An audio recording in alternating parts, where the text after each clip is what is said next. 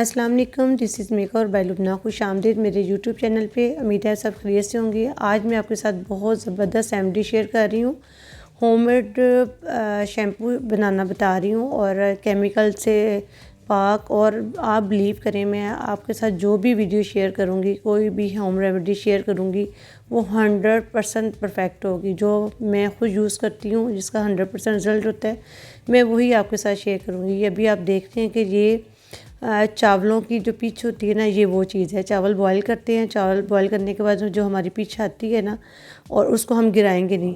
उसको आप छन्नी में रख के उसको ठंडा कर लें। ठंडा करने के बाद आराम से आप उसको ग्राइंड करें। ये देखिए मैंने ग्राइंड किया।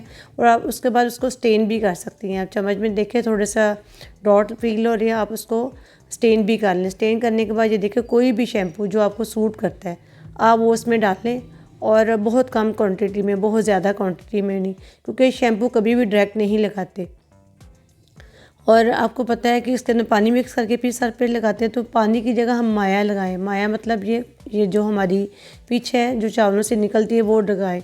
और जो चीज़ हम खा सकते हैं वही चीज़ हमने अपने हेयर पे लगानी, तो हमारे बालों पे कितना अच्छा इफेक्ट पड़ेगा।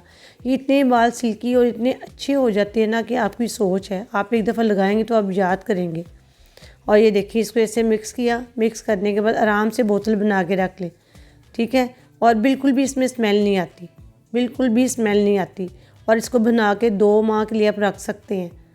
आप पहले थोड़ा सा ट्राई करें, आप देखें कि आप कहेंगे कि वाकई कोई अच्छी चीज़ हमें बताई है।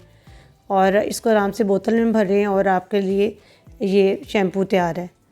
बहुत शुक्रिया, जज़ाकल्लाह। Please like, share, comments on my video and subscribe to my YouTube channel.